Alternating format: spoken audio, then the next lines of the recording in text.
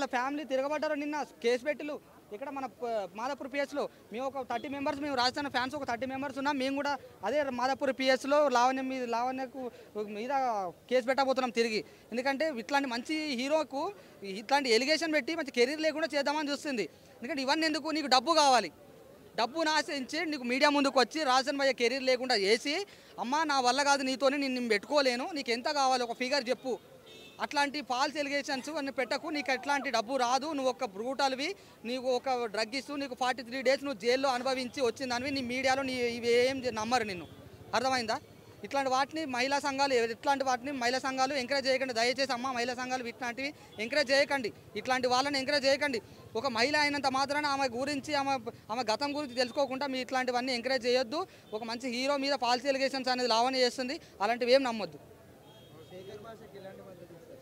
శేఖర్ భాష కరెక్ట్ అండి, ఒక మగవాళ్ళ తరఫున కంపల్సరీ పోరాడుతున్నాడని చెప్పొచ్చు.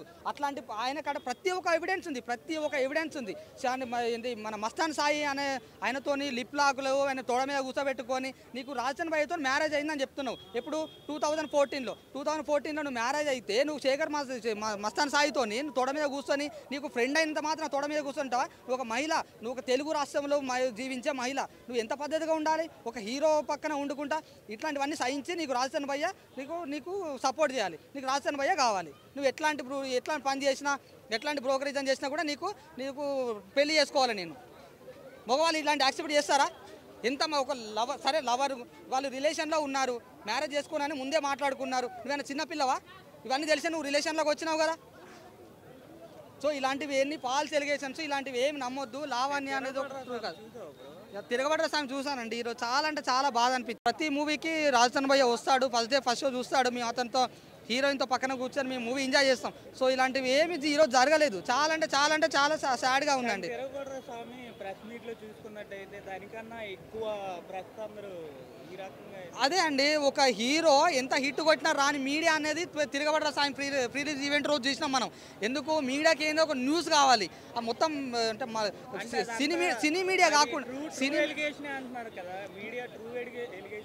లేదండి. ట్రూ ఎలిగేషన్స్ అయితే నువ్వు లావణ్య కాడ ఎలాంటి ప్రూఫ్స్ ఉన్నాయి మీడియాకి చూపేమని చెప్పండి. నేను సీదా కోర్టుకు పోతా అంటుంది. కోర్టుకి ఎందుకు? నువ్వు సీదా కోర్టు ధర్నా ఏ టైంలో చేసింది? నాకు రాజన్ భయ్య కావాలని ప్రసాద్ ల్యాబ్లో నువ్వు ధర్నా చేస్తావా? నీ కోర్టు ముందు చేయి, నీ పోలీస్ స్టేషన్ ముందు చేయి, రాజన్ భయ్య ఇంటి ముందు చేయి. నువ్వు మీడియాలో హైప్కి రావాలని నువ్వు ప్రసాద్ ల్యాబ్లో ఇప్పుడు తిరగబడ్డ స్వామి ఉంది కదా, దానికి లైఫ్ స్టోరీ కనెక్ట్ అయ్యే విధంగా ఉందంటున్నారు. అది ఎంతవరకు కరెక్ట్? దానికి ఇప్పుడు జరిగే స్టోరీకి ఇప్పుడు రాజన్ భయ్య రియల్ స్టోరీలో సో అట్లాంటి ఏంది స్టోరీ అనేది డిఫరెంట్ ఉంటుంది. రియల్ స్టోరీకి అసలు కనెక్ట్ కాదు. సీన్ అయితే చాలా అంటే చాలా బాగా అనిపించిందండి.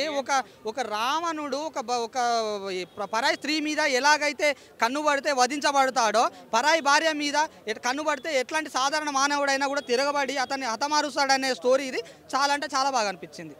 ఓవరాల్గా అయితే మూవీ చాలా అంటే చాలా బాగా అనిపించింది. 2 గుడ్ అండి. ఎంత రేటింగ్ ఎంత ఇస్తారు? కొంచెం 4.5 అండి ఇస్తాను.